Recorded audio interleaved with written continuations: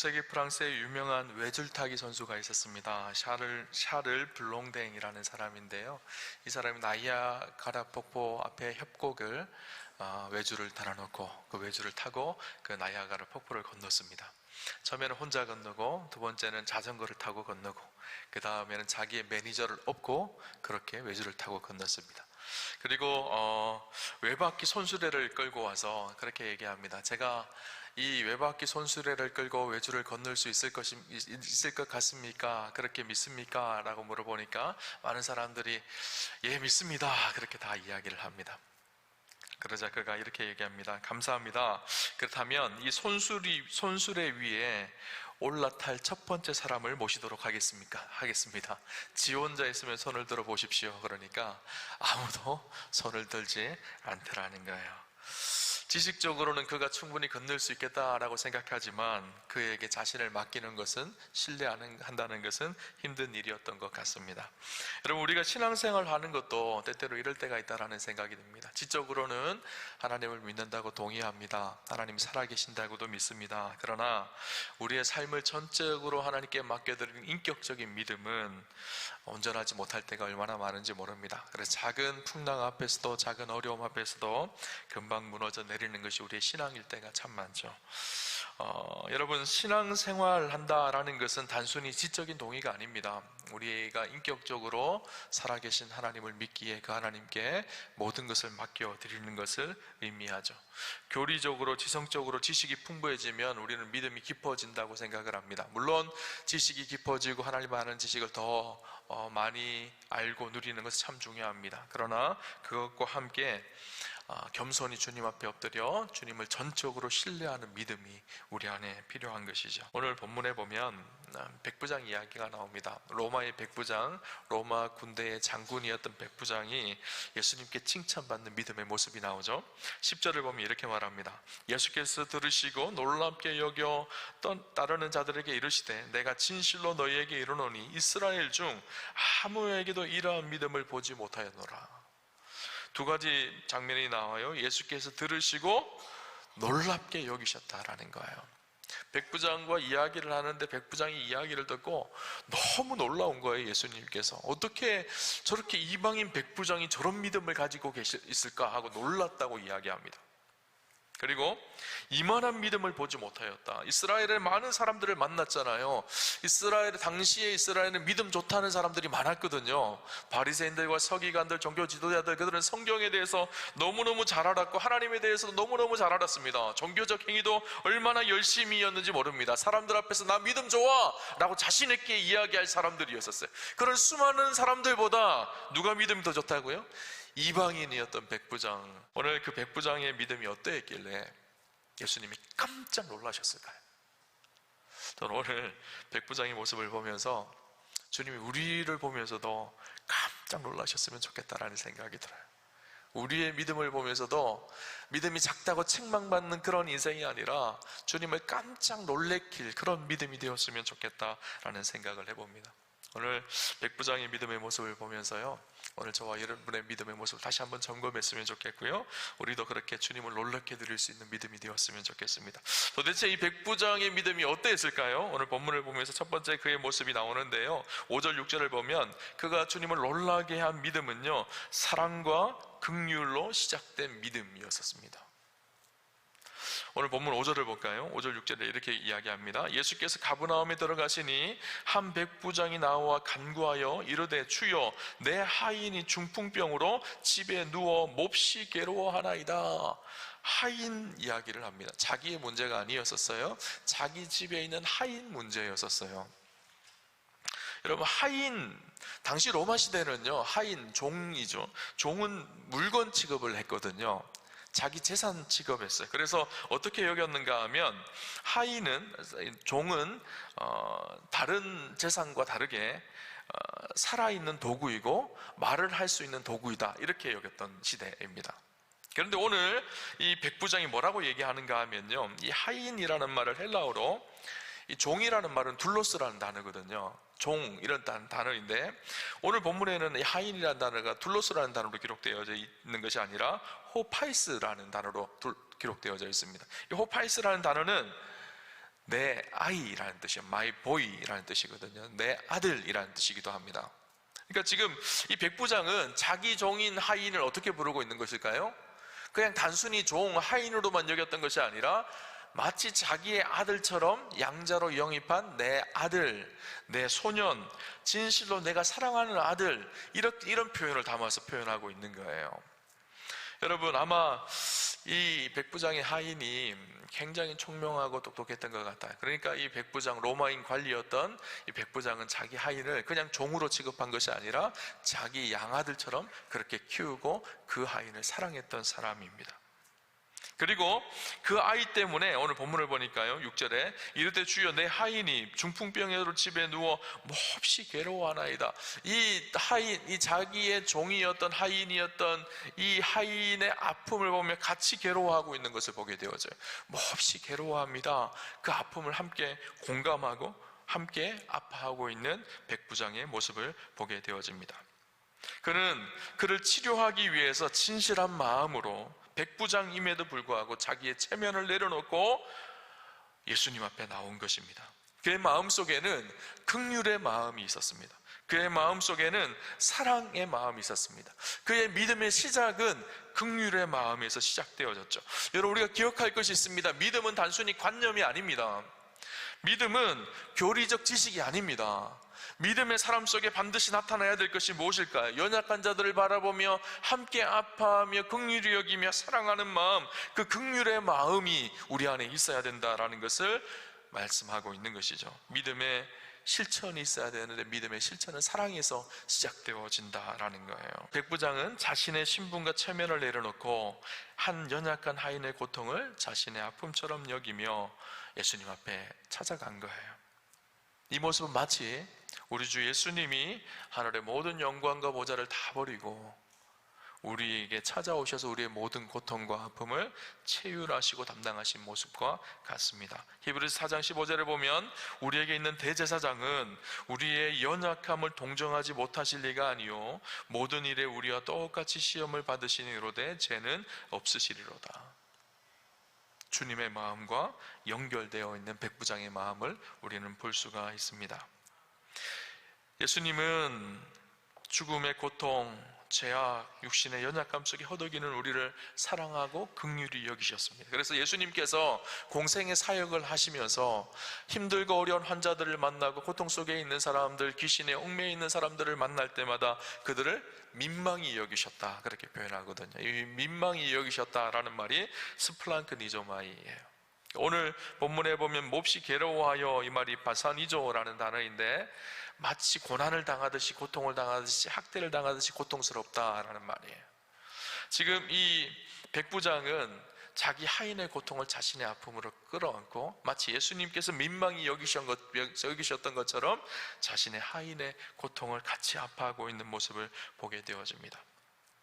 우리가 타인의 아픔을 불쌍히 여기며 기도할 때 하나님은 그 기도를 능력 있게 하십니다. 자기 욕망을 채우는 기도가 아니라 주님의 마음을 품은 기도이기 때문이죠. 주님의 십자가의 긍휼과 만나는 통로가 되기 때문입니다. 여러분, 우리가 참 중요한 것이 있습니다. 오늘 주님 앞에 나아갈 때 이 백부장의 긍휼, 백부장의 사랑의 마음, 우리 안에 이기적인 욕망을 깨뜨리고 주님의 심장으로 서로의 마음을, 아픔을 품어줄 때 그 안에서 믿음의 역사가 시작되어진다는 사실을 기억하시기를 바랍니다. 큰 믿음은 바로 불쌍히 여기는 마음에서부터 시작되어집니다. 두 번째, 오늘 백부장을 통해서 볼 수 있는 믿음은요, 주님을 놀라게 한 백부장의 믿음은 겸손한 믿음이었습니다. 여러분, 당시 백부장은요 상당한 힘과 권세를 가진 사람이거든요. 예수님께서는 백부장의 진실한 마음을 보시고 곧바로 오늘 말씀하십니다. 7절에 보니까 내가 가서 고쳐주리라. 예수님께서 뭐라 그러시죠? 내가 가겠다라는 거예요. 백부장의 집에 가서 내가 고쳐주겠다라는 거예요. 근데 당시는요, 유대인들이 이방인들의 집에 들어가는 것을 부정하게 여기던 그런 전통이 있었습니다. 그리고 유대인들이 함부로 이방인의 집에 가지 않았습니다. 그런데 예수님께서 친히 가겠다라고 이야기하십니다. 그 부정함을 무릅쓰고도 예수님께서 가시겠다라는 거예요. 이 백부장의 긍휼히 여기는 마음이 예수님의 마음에 통했던 것이죠. 예수님도 그 마음이 느껴졌던 것이죠. 그래서 가겠다고 말씀하십니다. 그러자 본문 8절에 보면 이렇게 말합니다. 백부장이 대답하여 이르되 주여 내 집에 들어오심을 나는 감당하지 못하겠사오니. 주님 오시지 마십시오. 제가 주님 감당을 못하겠습니다. 여기서 감당하지 못하다, 감당하다라는 말이요, 하카노스라는 단어인데 합당하다라는 거예요. 그런데 이 말은 무슨 말이죠? 제가 주님을 모시기에 합당하지 않습니다. 저는 부족합니다. 감히 예수님을 저희 집에 모실 수가 없습니다. 죄악이 가득한 연약한 우리 인생 속에, 우리의 가정 속에 우상이 가득하고 로마 군대의 문화가 가득한 우리의 현실 속에 주님 오실 수가 없습니다. 너무너무 부족합니다. 저는 이런 겸손의 표현이 그 속에 담겨져 있는 것이죠. 우리가 기억해야 될 사실이 있어요. 하나님 앞에 I'm nothing, 나는 아무것도 아닙니다. You are something, 당신은 대단하십니다. 하나님은 위대하십니다. 그러나 나는 아무것도 아닙니다. 이것이 우리의 신앙 고백, 참된 믿음의 모습이어야 합니다. 주님, 저는 아무런 자격이 없은 죄인입니다. 주님의 은혜가 아니면 살 수가 없습니다. 이것이 겸손한 자들의 삶의 모습인 것이죠. 백부장은 빈들 같고 무자격자인 것을 하나님 앞에 고백을 합니다. 그때 하나님께서 그의 인생을 들으시고 그의 인생을 축복하시고 그의 인생에 놀라운 변화와 기적을 일으키셨던 것이죠. 하나님 은혜 가운데 지난주에 몽골 단기 선교를 다녀왔습니다. 25명이 함께 몽골 땅을 밟았습니다. 제가 사역했던 곳이 몽골 울란바토르의 초원의 집이라는 몽골에 최초로 세워진 한국인 선교사님에 의해 세워진 호스피스 병원이었습니다. 작은 병원이었는데요, 저희가 그곳에 가서 뭐 했을까요? 워십도 하고 스키 드라마도 하고 많은 것을 했지만 가자마자 제일 먼저 한 것이 무슨 일이었는가 하면요, 화장실 청소했습니다. 하니까요, 선교사님이 페인트를 준비해 놓으셨어요. 그래서 건물 안에, 병원 안에 병실에도 화장실이 있었는데 밖에 야외 화장실이 있는데 재래식 화장실인 거예요. 그래서 저희가 재래식 화장실 벽을 페인트로 다 칠하고 청소를 했어요. 그 다음날 아침에는 병원 안에 있는 병실에 화장실을 다 청소를 했습니다. 사실 좀 저는 걱정이 되어졌어요. 아니, 한국에서도 잘하지 않는 화장실 청소를 이 멀리까지 와서 비싼 돈 들이고 와서 해야 되나, 이런 불평이 있을까 봐 걱정이 되어졌어요. 그런데요, 우리 권사님들, 우리 청년들 같이 청소를 하는데 정말 기쁜 마음으로 청소를 해요. 얼마나 깨끗하게 청소를 하셨는지 밑에 바닥이 반들반들해요. 그곳에서 누워 잠자도 될 정도로 그렇게 열심히 청소를 하셨습니다. 마치 천국을 소유한 사람들처럼 기쁨이 충만한 모습을 보았습니다. 우리는요, 우리가 자꾸 높아지면 그 속에 기쁨이 있을 거라고 생각을 합니다. 그런데 그렇지 않습니다. 우리가 낮아지면 우리의 자존심까지 내려놓고 I'm nothing, 나는 아무것도 아닙니다 라고 생각하고 주님처럼 낮아지면 그때 그곳에서 천국을 경험하는 기쁨이 있는 거예요. 디트리 보네프는 이렇게 얘기했습니다. 하나님은 사람이 오르는 높은 곳에 계시지 않고 인간이 내려가는 가장 낮은 곳에 계신다. 여러분, 주님을 만나려면 어떻게 해야 될까요? 우리는 높이 올라가야 된다고 생각을 해요. 그래서 더 높은 자리로 그렇게 막 승진해서 올라가면 그 위에서 하나님의 영광을 드러낸다고 생각을 합니다. 그런데 그렇지 않습니다. 낮아지면 그곳에 하나님의 영광을 드러내십니다. 우리가 낮아지면 어떻게 될까요? 하나님이 우리를 높이셔요. 예전에 한 목사님이 그렇게 설교를 하시더라고요. 낮아짐에 대해서 이렇게 설교를 하시더라고요. 낮아지면 하나님이 높이신다는 거예요. 낮아져서 I'm nothing, 나는 아무것도 아닙니다, 나는 보이지 않으면 그때 하나님이 우리를 높이시는 거예요. 그렇죠? 여러분, 주님이 오늘 이 백부장을 칭찬하셨던 믿음, 그것은 낮아지는 믿음이었었어요. 겸손한 믿음이었던 것이죠. 그 믿음을 크게 보신 거예요. 그죠? 마지막 세 번째 백부장의 믿음이 어땠을까요? 주님을 놀라게 한 이 믿음은 말씀의 권위를 온전히 신뢰하는 믿음이었습니다. 여러분, 백부장의 믿음이요, 단순히 주님을 놀라게 했던 결정적인 이유가 무엇인가 하면, 그가 겸손히 단순히 나는 아무것도 할 수 없습니다, I'm nothing 이라고 고백해서가 아닙니다. 그것만이 아닙니다. 거기에서 거치는 것이 아니라 주님 말씀 한마디면 모든 것이 가능합니다 라는 말씀의 권위에 대한 전적인 신뢰에 있었던 거예요. 여러분, 말씀을 믿으시나요? 말씀을 신뢰하시나요? 이 말씀이 하나님의 말씀이라는 것을 믿으시나요? 성경을 읽을 때마다, 말씀을 묵상할 때마다 이 말씀이 하나님의 말씀이라는 것을 신뢰하시나요? 오늘 말씀을 들으며 선포되어지는 이 말씀이 오늘 나에게 주시는 하나님의 말씀이라는 것을, 그 권위를 신뢰하시나요?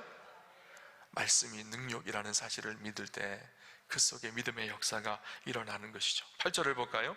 8절 하반부부터 9절까지 이렇게 말합니다. 다만 말씀으로만 하옵소서. 그러면 내 하인이 낫겠사옵나이다. 나도 남의 수하에 있는 사람이요 내 아래에도 군사가 있으니 이더러 가라 하면 가고 저더러 오라 하면 오고 내 정도로 이것을 하라 하면 하나이다. 지금 백부장이 뭐라고 말하고 있죠? 예수님이 가겠다 그렇게 말씀하니까, 아니 주님, 제가 감당할 수 없습니다, 주님 오시면 안 됩니다. 그리고 나서 뭐라 그러죠? 말씀만 하십시오. 말씀만 하셔도 우리를 회복하고 놀라운 기적이, 저 종이 살아나는 역사가 있을 것입니다 라고 이야기하고 있는 것이죠. 로마 군대의 백부장이었던 이 백부장은 자기가 살아왔던 로마 군인으로서의 그 말씀의 권위, 명령의 권위가 어떤 것인지 자기 삶 속에 그대로 적용을 하고 있는 거예요. 여러분, 당시 세계를 제패했던 로마 군대는요, 로마의 군대 힘은 단순히 무기나 군사 수에서만 나온 것이 아니라고 합니다. 명령과 권위의 체계에서 나왔다고 합니다. 무슨 말인가 하면, 로마 군대의 최고의 지휘관은 누굴까요? 로마 황제이죠. 로마 황제가 명령을 하면 그 밑에 있던 지휘관들이 그 명령을 부하들에게 전달을 합니다. 그래서 백부장이 하는 말은 로마 황제의 권위를 가진 말입니다. 로마 제국의 권위가 있는 말입니다. 그만큼 실질적 효력과 법적 능력이 있었던 것이죠. 로마의 백부장이었던 그는 그 권위를 그대로 자신의 삶 속에 적용을 하고 있는 거예요. 그래서 온 세상의 통치자, 만왕의 왕이신 하나님 나라의 최고 지휘권을 가지고 계신 예수님께서 말씀만 하시면 그 말씀대로 모든 것이 이루어질 것에 대한 강력한 믿음과 신뢰가 그의 안에 있었던 것이죠. 예수님이 말씀하시면 질병이 떠나갈 줄을 믿었습니다. 예수님이 말씀하시면 거친 바다가 잔잔해질 줄을 믿었습니다. 예수님께서 말씀하시면 죽음의 권세도 이길 것이라는 것을 그는 신뢰했던 거예요. 그러니까 뭐라 그러죠? 주님, 말씀만 해주십시오. 당시 사람들은요, 몸에 손을 대거나 접촉하거나 그 집에 친히 방문해야지 기적이 일어날 것이라고 생각을 했어요. 그런데 이 백부장은 물리적인 거리나 행위가 아니었습니다. 예수 그리스도의 말씀이, 그 권위가 자기의 종, 자기 하인을 치료할 것을 전적으로 신뢰하고 있었던 것이죠. 여러분, 하나님을 신뢰하고 그분의 말씀을 신뢰하며 그 말씀에 모든 것을 맡기는 것, 이것이 믿음입니다. 미국의 육상선수 중에 맥컬티라는 육상선수가 있습니다. 신문 기사에 보니까 이런 얘기가 나와요. 그는 멀리뛰기 선수였는데 멀리뛰기를 할 때마다 귀에 이어폰 같은 것을 끼고 달리는 거예요. 여러분, 아니 멀리뛰기 선수가 이어폰 끼는 거 보셨어요? 헤드폰 같은 거 끼는 거? 수영 선수들이 가끔씩 수영하기 전에 헤드폰 끼고 막 걸어 나오는 거는 봐도 멀리뛰기 선수가 이어폰을 끼고 나오는 것은 잘 보지 못합니다. 그런데 그가 그렇게 끼고 나온 이유가 있었습니다. 그는 시각장애인이었어요. 앞을 잘 보지 못했습니다. 그러니까 귀로 듣고 달려야 되는 거예요. 그래서 관중석에 있는 그의 아버지가 있었는데 그의 아버지가 마이크에 대고 맥컬티 run 그러면 뛰라는 거예요. 그 말을 듣고 막 열심히 최선을 다해서 뜁니다. 그리고 한참을 뛰다가 점프하면 그때 팍 도약대길에서 탁 뛰어서 멀리뛰기 하는 선수예요. 그가 그 경기에서 놀라운 성적을 거둡니다. 많은 사람들이 감탄을 하고 감격을 합니다. 여러분, 시각장애가 있으면 앞을 걸을 수가 없죠. 한 발 한 발이 조심스럽습니다. 지팡이 하나 들고 앞을 찍으면서 조심스럽게 그렇게 가잖아요. 그런데 그가 그렇게 달릴 수 있었던 이유가 무엇일까요? 아버지를 전적으로 신뢰했기 때문에, 그리고 그 말에 전적으로 순종했기 때문에, 아버지를 신뢰했기 때문에 아버지가 가라고 할 때 뛰어서 가고, 아버지가 점프하라고 할 때 점프하면 자신의 인생 속에 최선의 결과가 이루어질 것을 믿었던 거예요. 그죠? 여러분, 아버지가 절벽 앞에서 run 할까요? 절벽 앞에서 점프하라고 그렇게 말할까요? 아니요. 아버지는 가장 좋은 곳으로 안전하게 달리기를 원하는 것이 아버지의 마음이잖아요. 그 아버지의 말을 전적으로 신뢰하고 절적으로 순종했을 때, 아버지를 신뢰하였기에 아버지의 말을 신뢰하였고, 그때 그는 비상할 수가 있었고 달릴 수가 있었던 거예요. 저는 우리의 신앙생활도 마찬가지라고 생각합니다. 우리는 한 치 앞도 내다볼 수 없는 연약한 인생이죠. 앞에 뭐가 있을지 아무도 모릅니다. 주님이 우리에게 run 뛰어 말씀하십니다. 그 말씀을 붙들고 그 말씀을 의지하여서 뛰기 시작할 때 점프하라고 말씀하십니다. 그 점프의 말씀을 듣고 점프할 때 우리 인생이 비상하게 되는 것이죠. 여러분, 오늘 본문의 백부장이 바로 그런 믿음이 있었다라는 거예요. 눈앞의 절망적인 상황이나 하인의 참혹한 병세보다 예수 그리스도의 말씀 한마디가 가진 권위를 100% 신뢰했던 것입니다.